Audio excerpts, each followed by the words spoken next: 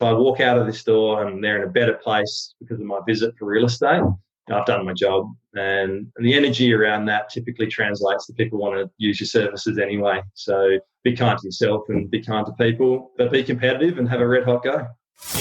You're listening to Elevate, the official podcast of elite agent for real estate industry sales professionals, property managers and leaders. With thanks to our partner Connect Now, Elevate brings you the best tools, thinking and strategies to elevate your results. To download your written action guide from this podcast containing extra tips, links and shortcuts, visit eliteagentelevate.com. And for more information about how Connect Now can make moving easier on your clients, visit connectnow.com.au. Here is your host, Samantha McLean. Welcome to another episode of the Elevate podcast, where we delve into some of the most interesting minds in business and in real estate for the very best tips and strategies for you to implement to elevate your business. I'm Samantha McLean, editor of Elite Agent and host of this week's show. Joining me today is one of the directors of one of Adelaide's largest independent residential agencies, Ouwens Casserly. Thanks for joining us again, Alex Ouwens. Sam, thanks so much for having us. We just had a bit of a chat before we got on online just then about all the various different issues that are out there in the industry. And one thing we didn't mention is that we're all probably absolutely buggered because no one's had a winter break. And, we're all sort of crawling to the finish line, which is actually spring, which is when we're going to get hopefully busier again. So go figure.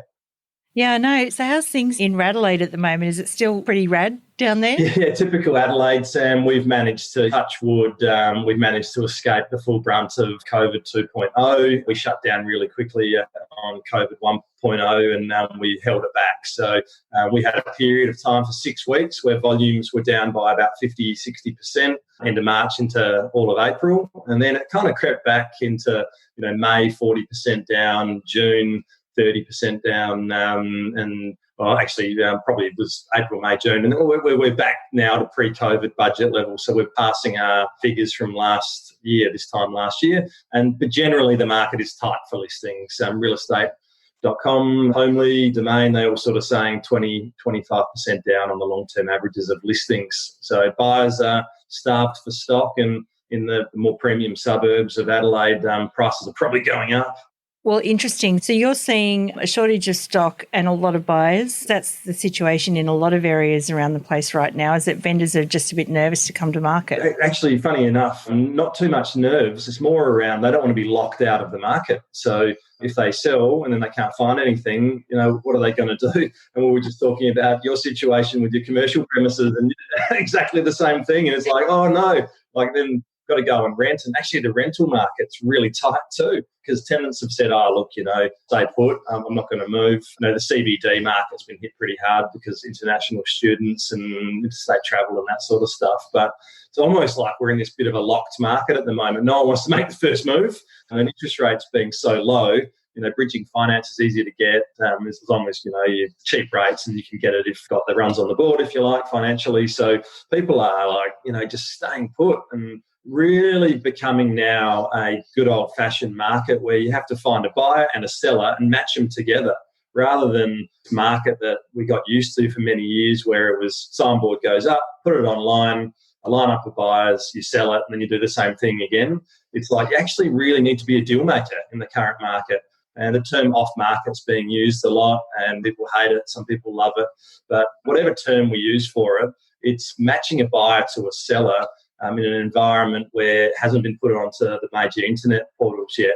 And I was listening to Joel Daverin, who's a good mate of mine from Remax, and he said it really well, that there's actually a demand for it in the market. And I think Joel resonated with me, that we were taught you've got to have competition, you've got to have premium marketing. And maybe it still does get the highest price, but we can present that to our clients. But if they're happy with a easy transaction and not a whole bunch of people walking through their house, COVID perhaps, that might be like, all these sick people walking through my house, neighbours. No, if you can get me the price I'm happy with, they're all desktop valuers now anyway, so they know what their house is worth. They're all looking at the sold section of the various portals. So they're saying, look, I'm happy with this price, get me that price and I'll sell. So yeah, it's certainly become that marketplace of the agents who are thinking outside the square and really working out what the dissatisfaction is for those people that want to make a move, winding up that dissatisfaction, but then finding the solution for them they're the agents that seem to be doing really well at the moment. It's like back to basics, isn't it? I'm not going to say the old days because I might date myself yet again on this show, but it's going back to when it was private appointments and personal relationships and lots of phone calls and things like that. So what are you coaching your agents for right now? Well, it's really about the consumer, Sam. What are they looking to achieve out of their move and how do we best facilitate that? So if it's in their best interest in their situation to go full bore, the big campaign, they're ready, they're committed, they're happy to go, well, that's what we'll tailor up for them. And we'll just work out what their situation is and then tailor the best solution that suits them. So it's really now having a variety of options for them and providing those options to them. And you comment before around the good old-fashioned matching the buyer to the seller. That's certainly there. But the beauty of tech now is that we can have visibility over what people are thinking and doing. So, we use tech at OC where we can have visibility over all of our buyer database, and we've got 120,000 people on the database across our 5 offices. There's an open database, and the power in that is that using systems like Rita or Propic or HubSpot or Salesforce or whichever one you use, it's got the AI capacity. You can log into your dashboard in the morning and one of your vendors from 7 years ago has made an inquiry on a rental property in our rental division. It's like, I wonder what's happening at home there. Maybe John and Jan aren't getting along too well.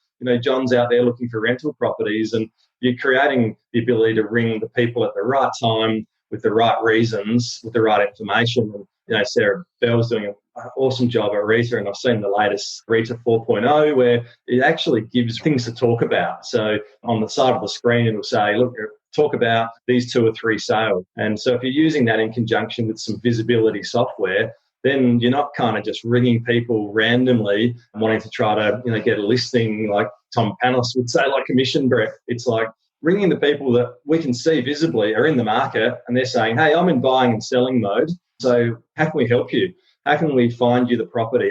Mr. and Mrs. Buyer, are you finding it hard to find something out there at the moment? Yeah, we are. Well, a lot of agencies are selling properties pre-market. So what about if I go register on your behalf for, with all those agents, and then I can help you to find something? So the agents that aren't in momentum mode, that haven't been in the game for 20 years and are kind of chapter 20 in their real estate novel, and the ones that are in chapter 2 or 3 or needing to regain momentum, are the ones who are really using these tools to be able to have a volume of contact points to people, adding value at the right time in that real estate selling cycle that those people have. So our top guys are sending out little CMAs on properties that they're interested in. They're helping them to find properties. They're really adding value rather than, hey, I'm touching base. Are you ready to sell yet? There's lots of indicators these days that, we were talking to Google the other day, and apparently it takes 19 months is the journey these days, which is incredible, like from when someone starts thinking about selling a property. So you've really got to have a good nurture campaign planned over that. Nurture is the word, and we've got a projects business, development business, and full credit to my business partner there, Rob Mitchell. He's worked hard for 3 or 4 years to build the software and create the nurture campaigns. So we might be selling 40 apartments, and in those 40 apartments, there's probably 4 different buyer types because of the different types of apartments. So then we create a different marketing, 4 different looking and feeling marketing campaigns, and then targeting the personas. And then on that website for that particular development, they self-select and they self-profile themselves. We provide them with 30, 50, sometimes 200 pages of content. And then the website will give us visibility over what they're looking at, how long they're looking at it for. It'll turn up and down the dial on social media marketing and EDM marketing with the workflows. It's really become a sophisticated industry now, whereas it used to really be, frankly, a cottage industry in real estate and also project sales. And that's now the new normal. Quote that's getting around people are comparing their experience in real estate to their best experience in any industry. So it's no longer like if one of our landlords walks through an open inspection and they've got 7 properties on our books and they've sold 15 properties through us before, I think it's pretty nice to be able to say, hi, Mr. Smith, welcome to the open inspection. It's great to see you. And then a little ping goes out to our new business executive to say, hey, Mr. Smith's back looking again in the market. Might want to give him a call. Domino's can do it. So, and that's a $15 pizza time that we lift our game in real estate to the same level. Yeah, that's really, really innovative, actually. So, but I mean, you guys have always been ahead of the curve in terms of innovation, but what you're talking about there is super sophisticated. Do you have some specialists internally now that just look after like the technology side of the business? We do. So both internally and externally. So we have a team in the Philippines as well that helps us to do that, specialists in that software that we couldn't find locally. And then we've got a local kind of mentor and then a team in our office as well. So probably half a dozen people that are involved in that side of the tech. But, it's very easy to get too caught up as well in like being too tech focused. So it's really important to have the consumer focus first. Like, what's the reason for the tech? Firstly, does it help the consumer? And then internally, Nathan and I see our agents as our consumers. Richard Branson would say, keep your staff happy, then they'll keep the clients happy. So we need to provide that service to our agents so then they can provide it to clients as well. And in the current environment, I think we were chatting before, Sam, around tight listings for sales. It's in Adelaide, we're 20-25% down on listings on the long-term average. I think that's probably pretty consistent around the place. A lot of agents are leaving the industry. I saw the latest CoreLogic report, market share report figures, and in Adelaide in the last year, 20% of the small independent agencies have either gone or been absorbed. And all the major franchise groups have lost 10% of their offices and a lot of agents. So it's like, well, how do we retain our agents and how do we also provide a service to the consumers that is above the rest of the market? So Nathan and I made a decision, and in fact, just yesterday we employed a COO to our first person to sort of come in and actually run the whole of Ouwens Casserly. Absolute gun. John Thompson, he ran Hudson's recruitment, $30 million recruitment business. So he's coming on board to help us to run the management team, the inner workings of the business, so that Nathan and I can get back out there in the field to drive innovation and also drive business development, grow our agents, help convert. I think in real estate, a lot of the times I see this, and we're guilty of it as well, where you spend all this time, Sam, on trying to find leads. And then when you find the leads, are you actually going out there and are you sending out a lone soldier with a little BB gun to bring back the prisoner of war? Or are you sending out the Navy SEALs that have done 8 weeks of training and preparation at camp to go out there and bring the listing back and spend money and time on prospecting, but then you just go, good luck, buddy. And then he goes out to the lounge room and then did you win it? It's kind of like yes or no. And, we do our best to create the John McGrath 30-40-30, a world-class 30% before you list it, 40% of listing it's on the spot, 30% is the follow-up. And we try to make sure that's all world-class. But it's well, how do we look at this a bit differently? How do we actually deploy the Navy SEALs in there?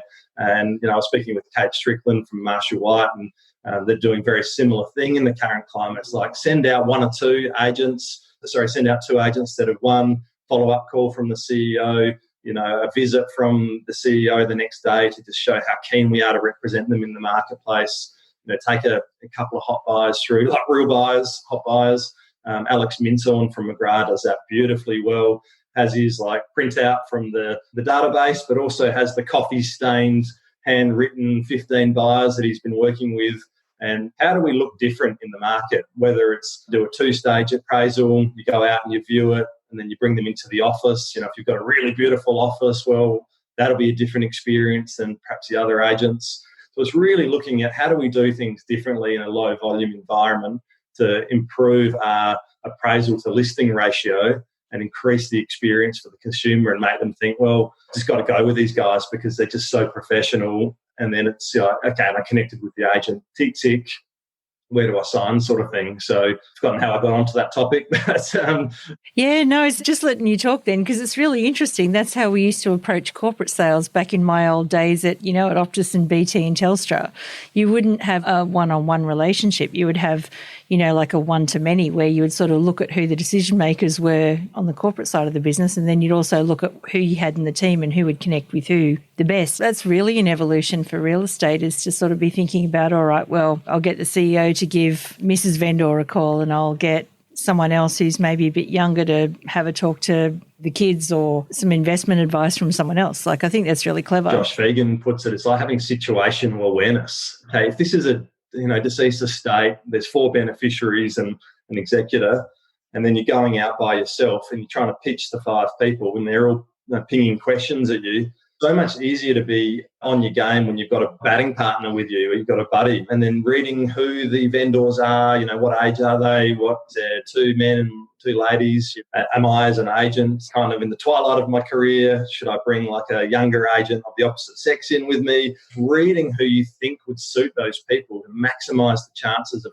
connection and having that presentation stand out to them. Whereas, again, I think we get a bit caught up in like, it's a solo sport. I'm a tennis player. I'm not a basketball player. But it's like, well, what about the Davis Cup? We can all play independently, but let's play together as well. And yes, so that part of it, what we're seeing is a bit of a trend at the moment is that the better agents and agencies are looking at different ways of being able to stand out. And I guess that's nothing new, but in that really low listing environment, critical to just make it look like that you are certainly standing out from the rest of the crowd. And again, tech helps. We're using one of those proposal softwares at the moment where the pre-listing kit goes out and there's visibility over what they've looked at and what they've opened.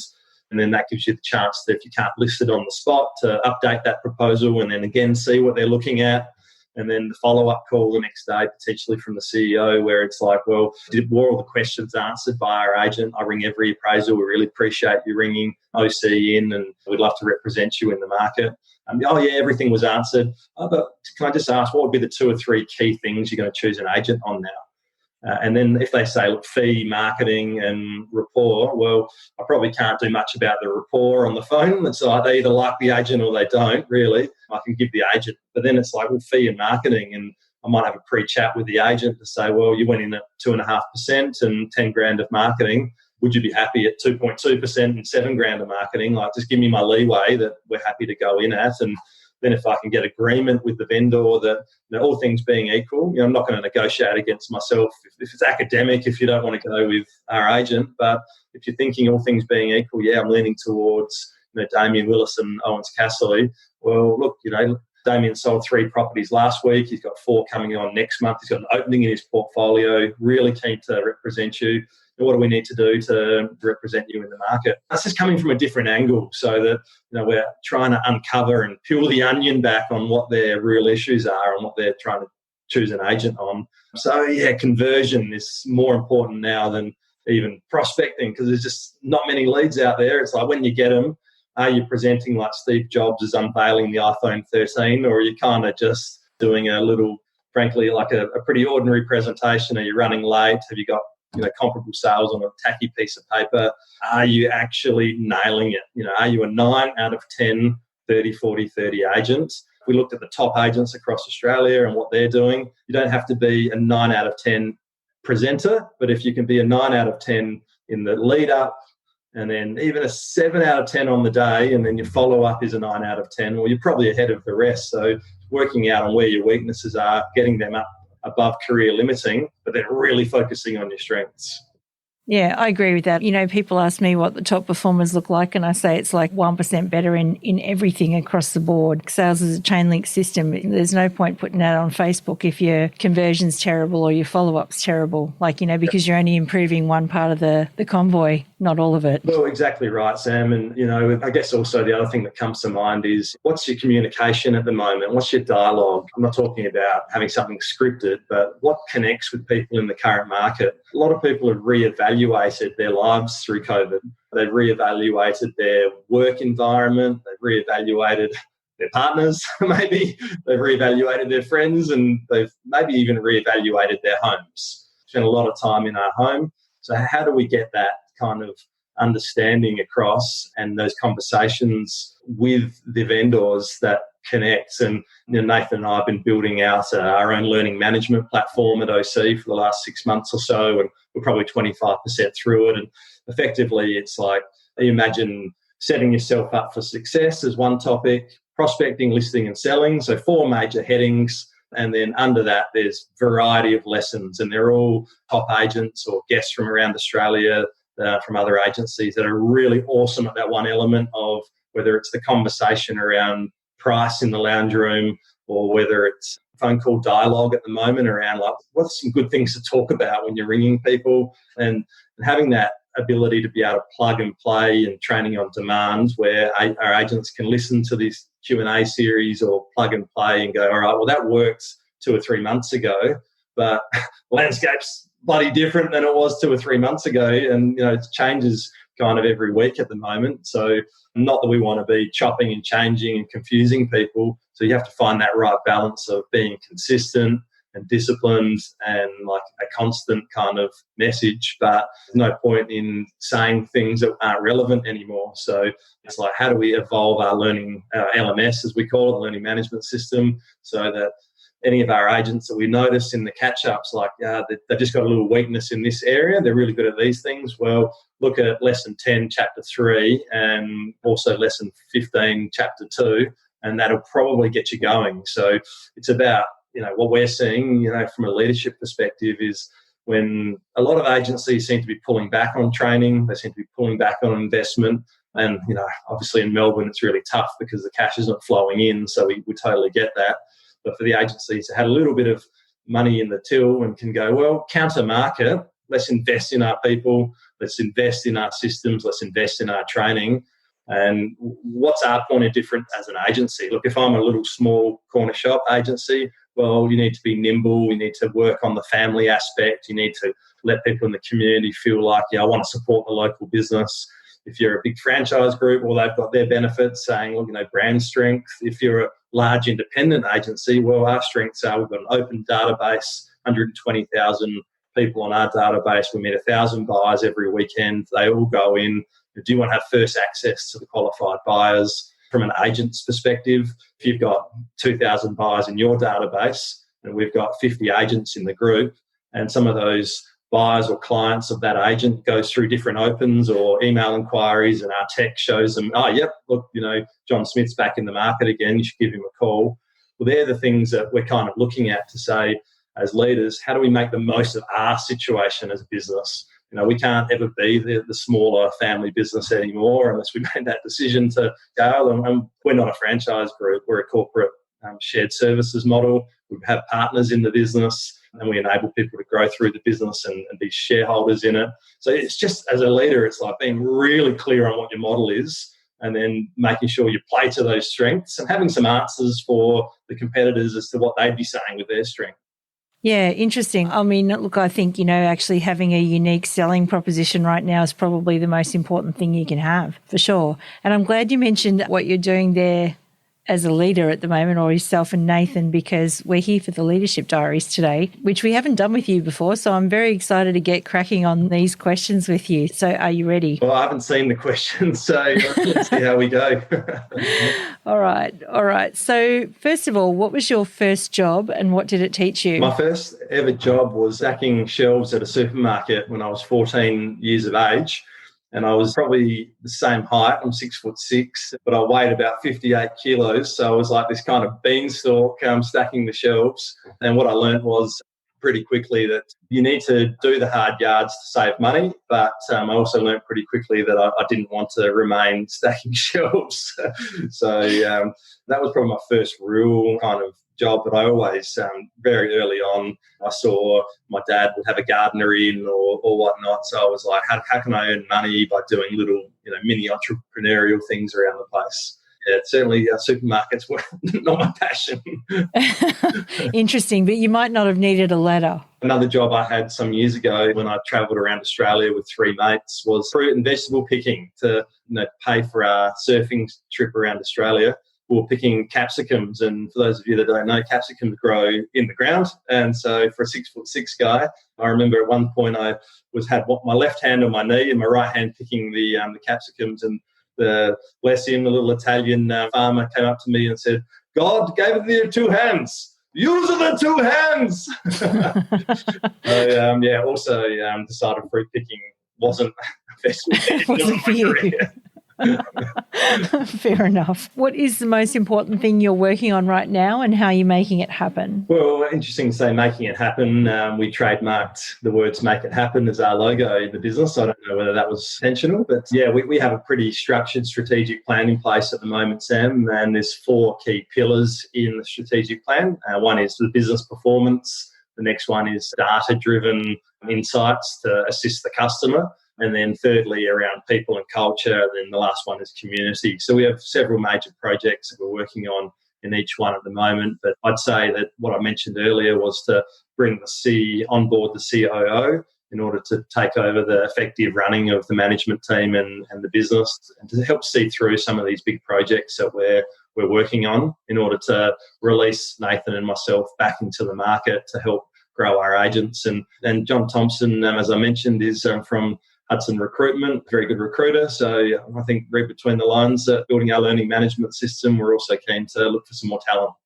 Amazing. What's the first hour of your day look like? Are you a 5 a.m. clubber? 2.5-year-old, 3.5-year-old and 7-year-old kids, Sam. Yeah. So I'm kind of just whatever time they wake up at.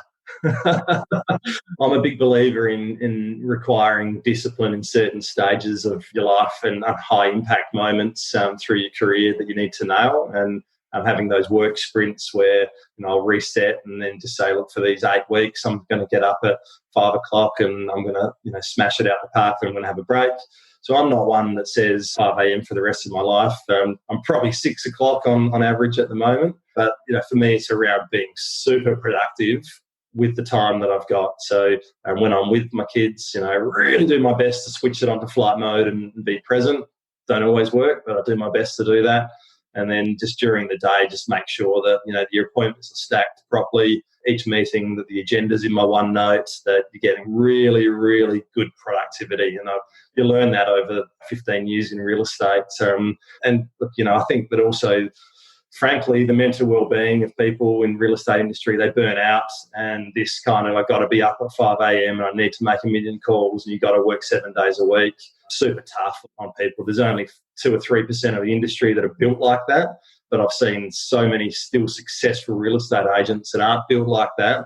They can just be a little bit more, just tone down that energy, but just be a lot smarter about it. One of our top young guys, he's top 2 or 3 agents now. He's been in real estate only 3 or 4 years, 5 years max. Ollie Bowler, he's a great example. He works sort of 5.5, 6 days a week, but not the massive long days. He's just, when he's in the office, he's in the office. And he just, prospecting is an appointment. So he just does the appointment. He doesn't get distracted. So it's just about getting in the right environment with the right people and getting the right plan in place in order to make sure that you've got the right energy when you need the energy. Can you name someone that has had a tremendous impact on you as a leader? First person that pops in my head is my dad. Yeah, I'm very lucky that I've got a very close relationship with my father. Nathan and I put an advisory board together in our first year when we started our business because we fast realised we didn't know what we were doing and we better get some really smart business people around us, and the old adage of just getting people that are smarter than you around you. So my dad's been on the advisory board. He's a solicitor by profession but sort of specialises in commercial property matters, and just a very balanced guy. He came to Australia as a migrant from Holland and off of a boat in a little town called Whyalla. His dad was a shipbuilder. It's my opa, and my opa was a prisoner of war, so they had it pretty tough. And then they came to Australia as 5 kids, and my dad drove taxis to pay for his law degree. And by the time he was 24 or 25, became the Dutch consul representing the Netherlands in Adelaide. It was good timing for him. And then he built a big legal business, him and a German mate from uni, which also to me showed the balanced nature of my dad. He could have probably had some ill feeling towards the Germans because my grandfather was a prisoner of war, but he's like, I can't judge people on the guy I'm going to business with, it's not him. So I also learned that kind of balance of judging each person on their own character and trying to not have those blueprints that we all carry. But no, very big influence, very balanced. And the other thing is just a really good leader makes you feel like they've always got time for you. And that's something that I'm continuing to try to improve on, and I haven't nailed yet. But yeah, that's something I've observed from good leaders. They feel like that they're calm, they're under control, and they've got time. Yeah, it's something so important in real estate too, is that you don't prejudge people that you meet based on somebody else that you might have met before. Because I think often, we do that as humans, and it can be quite detrimental when that person isn't anything like what you thought they would be. I mean, we all have prejudgments based around all of our experiences through our whole life. We recently did the old DISC profiling internally to give some awareness around the people we're working with, what type of personality types they are. But when you read the summary, it's like does that look like me or does that not look like me? And maybe 10 years ago, I would have gone, this report's stupid, it doesn't know what it's talking about. But as hopefully your self-awareness improves as you get a little bit older, it's like, yeah, I can improve in those areas. Those areas, yeah, they probably are my strength. So, good leaders are always on a journey of self-development and building their EQ and trying to find ways to still be true to themselves authentically, but growing themselves. So it's like, don't get lost your own personality in trying to be like others, but grab the good bits that you see from others, and if that can add to your strengths of your personality traits, great. And that's always the challenge, isn't it? It's like, how do I remain authentic but continue to grow?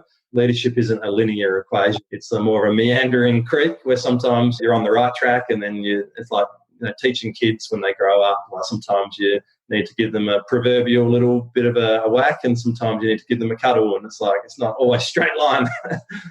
I'd agree with that, definitely. Who are you learning from right now? Are there any sort of books or podcasts or anything like that you'd recommend? This wasn't planned, but a plug for you, Sam. I do like to listen to some of the other leaders on your podcast. I listened to Ben Collier the other day. I've never met Ben, but super balanced, nice guy, humble, selling $50 million homes through to, the smaller ones. So from a professional, from a pure real estate perspective, I always like to listen to other agents that are doing really well in their space, and you facilitate that very well. But then also sometimes you just need to plug into other things. There's one with the guy from LinkedIn called Scale Up or Scalability, Masters of Scale with Reid Hoffman, which is a ripper. He interviews the owners of Airbnb and Uber and so on. And that one's great. And every now and then when I'm going for my morning walk down to the Brown Hill Creek, which is nearby, and get some fresh air, and I'm just all kind of self-improvement out, I'll listen to Hamish and Andy and just piss myself. Yeah, I know you've got to have some fun. In fact, I think the most fun podcast I've listened to in the last 12 months was some girls were breaking down those old episodes of Beverly Hills 90210 and Melrose Place. And, you can just get anything on a podcast at the moment. It's incredible. Some of the listeners might not know what you're talking about there, Sam. But yeah, that was my era as well. Yeah, I know. Yeah, long live the 90s. Anyway, moving along. Where do great ideas in your business come from? Funny enough, I'm really good mates with Phil Harris, who's probably our biggest competitor, or one of them. But we're just really good mates, and we always see that there's room for two strong competitors in the market. I sent Phil an email a few weeks ago or a month or two ago because I saw one of his webinars, and he had this great document around some of his top agents' meeting rhythms. And it speaks to the character of the guy. I said, mate, tell me if it's not appropriate, but I'd love to get a copy of those meeting rhythms. And he said, mate, of course. And then within an hour, his EA has sent through all those meeting rhythms. And I think he made the comment at some point when I said, look, your webinar series was outstanding. It's real credit to you, one of Australia's best trainers, and you should be really proud of what you've achieved. It's amazing. And he said, well, frankly, I've just taken it from everyone else. So I'm just the only one that's made the effort to just put it all together in a sequence. And I've just slowly improved it a little bit to suit my business. And, he's very humble in what he said, but I guess in a similar nature, most of your ideas they form from others when you see something, and then you kind of go, all right, well, let me go and manifest on this. And Nathan always jokes, because I think I'm one of the only blokes in his early 40s that still has baths, and it seems to be that my old man did the same thing, and all my good ideas seem to happen when I'm in the bathtub. So he sees sometimes these good ideas and these stupid ones, and he goes, oh, mate, are you in the bathtub again? Get out of that bloody tub. You need a Google Home in the bathroom so you can say, hey, Google, write this down. Yeah, that's right. But seriously, there are environments that you can create where strategic thinking can be fostered, and then you can come up with these ideas. So we often do have strategic thinking days where we'll use either Edward de Bono's 6 thinking hats, where you have to put on, the positive hat, the negative hat, the opportunities hat. And if you're thinking about disc profiling, if you're naturally more of a conservative thinker, or you think of all the risks involved, if you've got to put on the pure optimism hat and then think of it from that way, and that person starts to go negative again, it's no, you're wearing the yellow hat right now. It's interesting when you've got 6 really different thinking people in the room wearing a hat that doesn't suit them, and then you've got someone that's a really good facilitator on the whiteboard.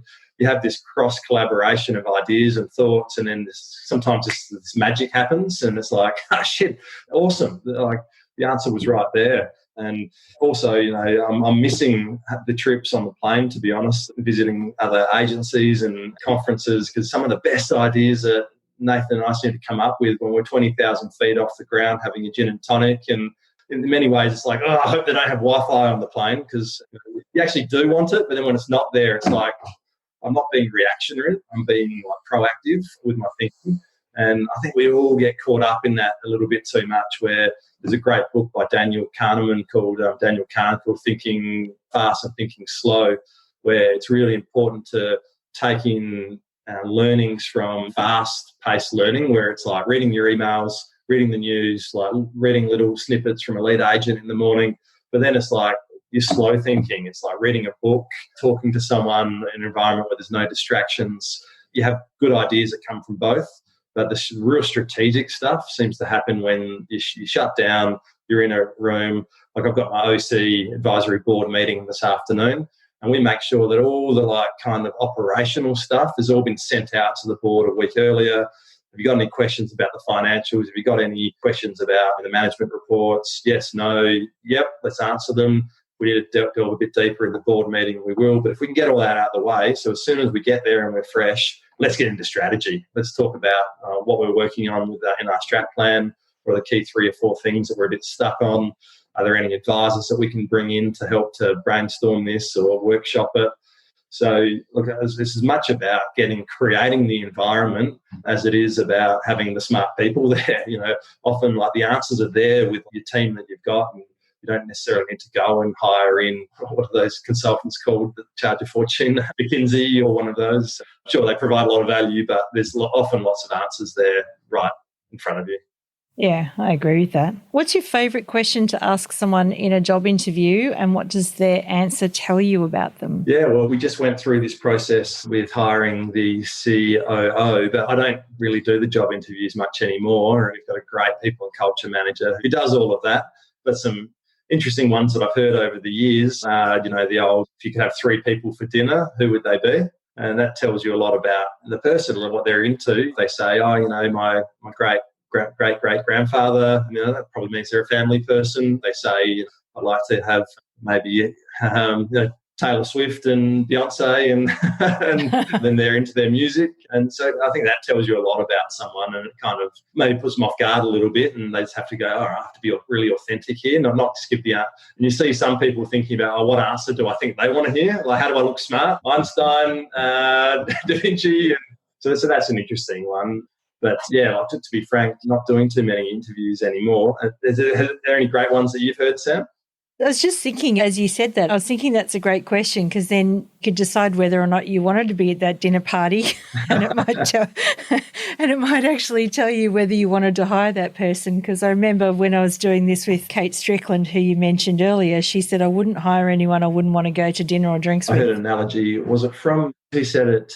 Was it Chris Hanley? I think he might have said, if I could go to the cricket in the morning, a test match, and then the rain starts at the first ball, and then I've got to sit next to that person for the next 8 hours. If the answer is, yep, I can do that, then they're in the team. If it's like, nah, can't do that, they're not in the team. Well, that's a really good one. Yeah, well, he's got some great ones too, I think, from memory. In 6 months, what am I not going to like about you?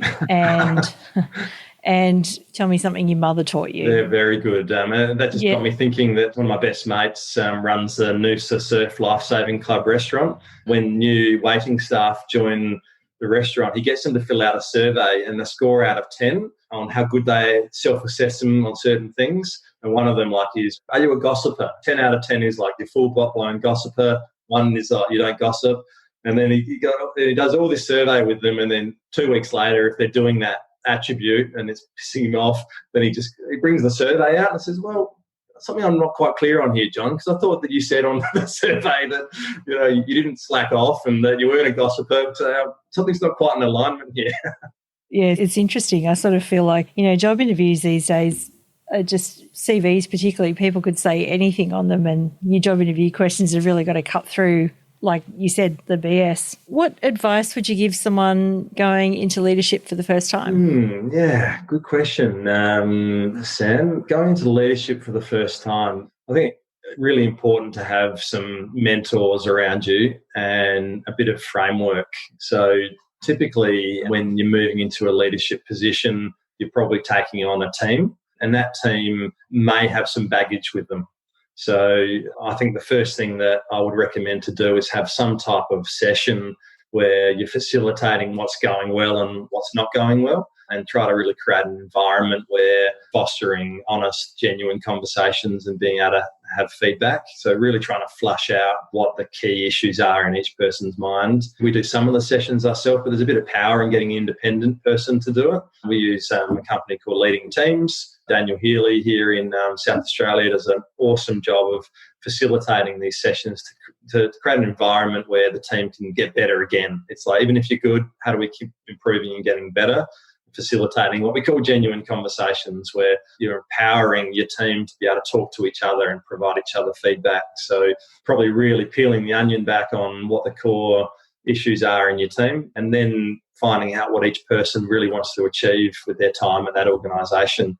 So having a plan in place that you can help them to achieve their goals and aspirations in the company. Probably flushing the issues out, having a genuine conversation about what they're looking to achieve, any of their struggles, anything that's going well. And there's templates all over the internet, whether you use, the keep, improve, stop, start, the KISS or what, or probably really just from a leadership perspective, it's setting some frameworks early on and getting to know your people and understanding what their challenges are. What does leadership look like at home? At home. My wife is the leader of our house. Looking in the background of home office at the moment, it's a combination home office and Pilates sort of studio. Oh, yeah, actually, I see the reformer in the back, yeah.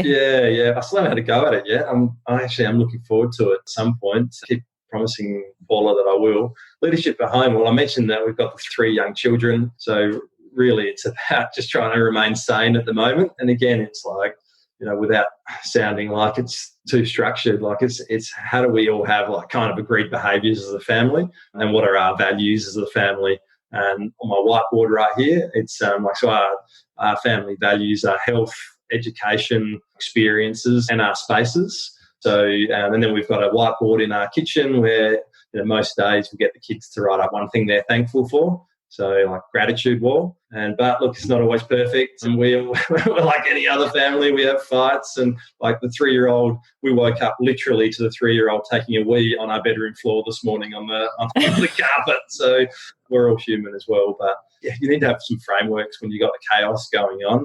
Without the frameworks, it's like really chaos can just take over and get angry and all that sort of stuff. We've got a 24-minute rule where if we do have an argument with each other, like we have to make up within 24 minutes. So it's not personal and that we can just move on. So yeah, there's lots of little hints and tips that I've taken from other great mums and dads that we're trying to implement to remain sane. And any tips from you?